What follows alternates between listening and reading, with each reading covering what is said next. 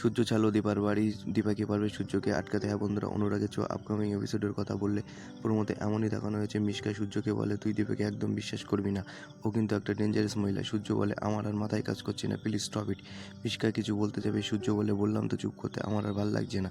দীপা মিশকাকে বলল, উনি বলছেন তো চুপ করতে, ওনার খুব কষ্ট হচ্ছে। সূর্য বলল, অনেক হয়েছে, আজকেই চলে যাব এখান থেকে। দীপা সূর্যকে বলে, কোথায় যাচ্ছেন আপনি? সূর্য বলে, সেই কৈফিয়ত আমি তোমাকে দেবো না। দীপা বলে, আমাকে না দিলেও আদালতকে দিতে হবে। দীপা বলে, আমি জানি আপনি আমার কাছে ভালোবেসে আসেননি, কোর্টের নির্দেশে এসেছেন। সূর্য বলে, তাই আমি এখানে থাকতে বাধ্য নই।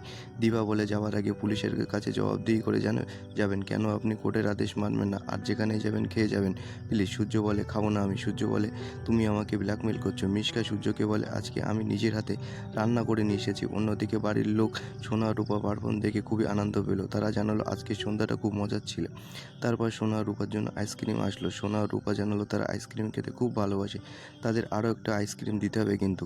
তারপর সোনা রূপা বলল, দেখো আমরা কেমন নীলকমল লালকমলের মতো আইসক্রিম শেষ করেছি। তার দাদু বলল, তোমরা এভাবেই একসাথে থাকবে। অন্যদিকে মিশকা বলল, তাকিয়ে দেখছিস কেন, খানা। সূর্য বলে, এগুলো ওয়েলি খাবার, এগুলো আমি তো আর খাবো না। মিশকা বলল, দীপার বাড়িতে যা খাবার তৈরি হয়েছে তার থেকে তো ভালো। তোর বেস্ট ফ্রেন্ড তোর জন্য তার প্রত্যেক দিন রান্না করবে না, তাই স্পেশালি তোর জন্য।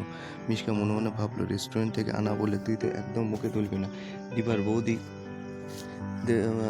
দীপাকে দেখে বলল, দেখো ডাক্তারবাবু খাবে না, তা জেনেও মিশকা জোর করে খাওয়াচ্ছে। দীপা বলে, ডাক্তারবাবু ওসব খাবে না, ওনার জন্য কিছু হালকা খাবার করে দিয়ে এসেছি, ওনাকে দিয়ে এসো। বৌদি বলল, বুঝি না বাবু তোমাদের এই খেলা, ঘরে খাবার নিয়ে গেলে। মিশকা বলে, উনি তো খাচ্ছেন, দেখতে পাচ্ছেন তো। বৌদি বলল, তাও খেয়ে দেখতে পারতেন, আমাদের ভালো লাগবে। দীপা রাতের খাবার পেয়ে ভীষণ খুশি। সূর্য দীপা দরজার বাইরে থেকে এই দৃশ্য দেখে মনে মনে খুব আনন্দিত হলো।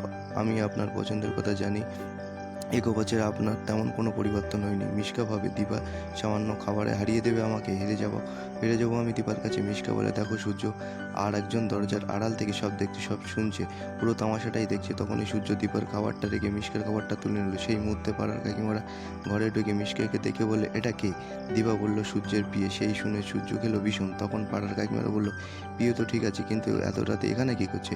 দীপা বলল, ডাক্তারবাবুকে তদারকি করতে, সব কিছু ঠিকঠাক আছে কিনা দেখতে। পাড়ার কাকিমারা বলে, এ আবার কেমন কথা? অন্যদিকে সোনা রূপা ঘুমোতে পারছে না, তার বাবা মা ওকে মিস করছে।